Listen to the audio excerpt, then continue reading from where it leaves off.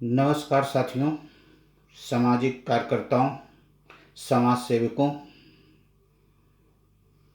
आज मेरा मन किया आप लोग से समाज के संगठित होने के विषय पर कि हम लोग संगठित क्यों नहीं होते।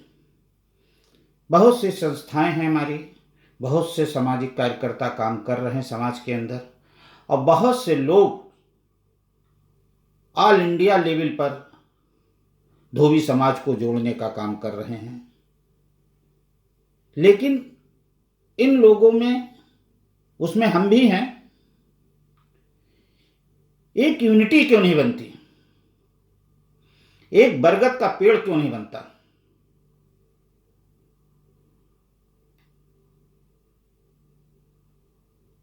ऐसी क्या समस्या है कि जिसमें हम लोग, विषय तो सबका है कि धोबी समाज का उत्थान हो, धोबी समाज तरक्की करे, धोबी समाज के बच्चे पढ़े लिखे, धोबी समाज के बच्चे आईएएस, पीसीएस, इंजीनियर, डॉक्टर बने।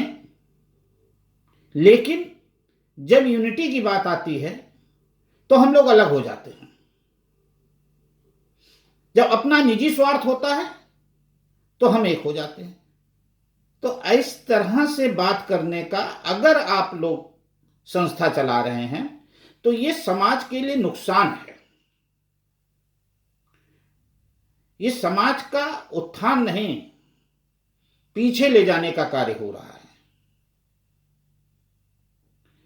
हमारे मन में बहुत दफे ये बात आई, मैं लखनऊ में रहता हूं, मैं अपने लखनऊ के अंदर बहुत से हमारे साथी लोग संस्था चला रहे हैं, धोबी समाज के लिए काम कर रहे हैं, अच्छे अच्छे कार्य कर रहे हैं। लेकिन जहां हम लोग को समाज को संगठित करने की बात आती है, वहां पे हम लोग के विचार मेल नहीं खाते। तो फिर संगठन या समाज सेवा रही कहां जाता है।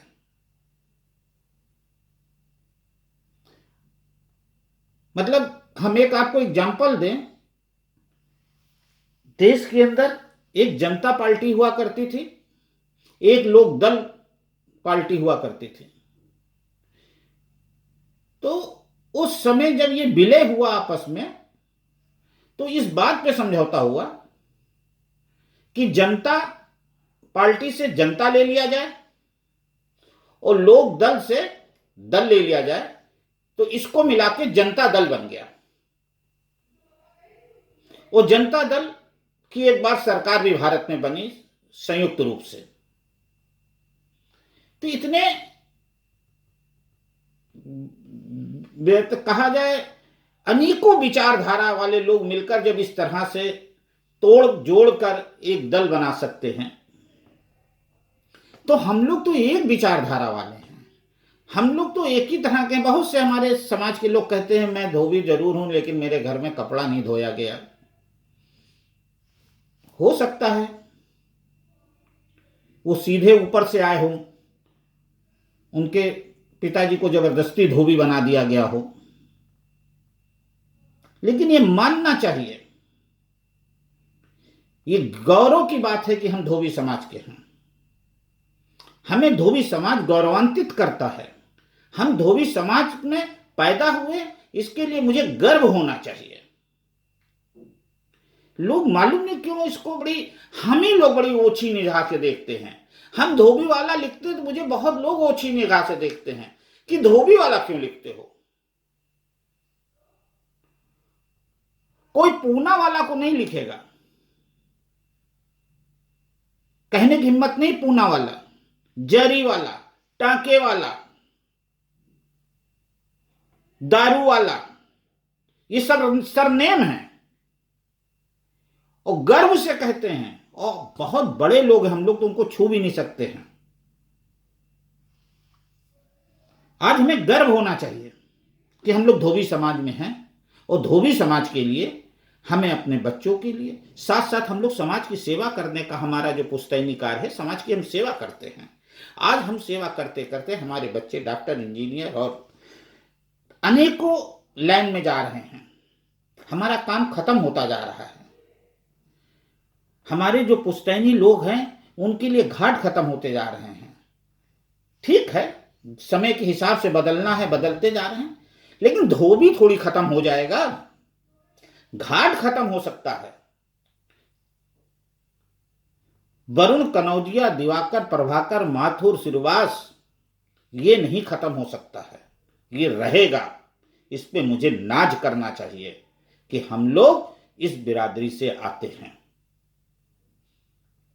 हम खुश होना चाहिए हमें कि हमें कैसे इस समाज ने कहां से कहां लाके मुझे खड़ा किया। गंदे नालों में, नदियों में कुछ तरह से हम लोग कपड़ा धो धो के आज हमारे बच्चे इतने बड़े बड़े ओहदे पे पहुंचे हैं। तो हमें उन लोगों को पलट के देखना चाहिए जो आज भी उस नालों के अंदर कपड़ा धो रहे हैं, उन गंदगी में रह रहे हैं, उनके लिए कुछ सोचना चाहिए। आज हम लोग के आदमी, चाहे बरसात हो, चाहे धूप हो, चाहे जाड़ा हो, अपने काम में मस्त रहते हैं, तभी शाम को उनके घर में खाना बनता है। हम लोग को उनके बारे में सोचने के लिए वक्त नहीं है। हमें डर लगता है, हम आरक्षण की बात कर दें, हम नीला कपड़ा पहन लें तो मुझे डर लगता है। कोई ब्राह्मण तुमको नहीं कुछ कह सकता है, कोई ठाकुर कुछ नहीं कह सकता, कोई श्रीवास्तव तुम्हें कुछ नहीं कह सकता, कोई बनिया तुम्हें कुछ नहीं कह सकता है, क्योंकि तुम संगठित हो और संगठित रहो। देखे हिम्मत हो कोई कुछ कह दे। आप अपना एमएलए चुनो, आप अपना एमपी चुनो, इस देश में कानून है, अधिकार है, आप अपने आदमी को वहां भेजो। चापलूस नेता मत चुनो, पार्टी का गुण गाने वाला नेता मत चुनो, बिरादरी का विरोध करने वाला नेता मत चुनो। आप अपने समाज से बीच के लोगों को लेके जाइए। बहुत सी बातें हैं, मेरा मन किया तो मैंने बोल दिया। अगर मेरे से कोई गलती है तो मैं क्षमा भी चाहता हूं। जय संत गाड़िया।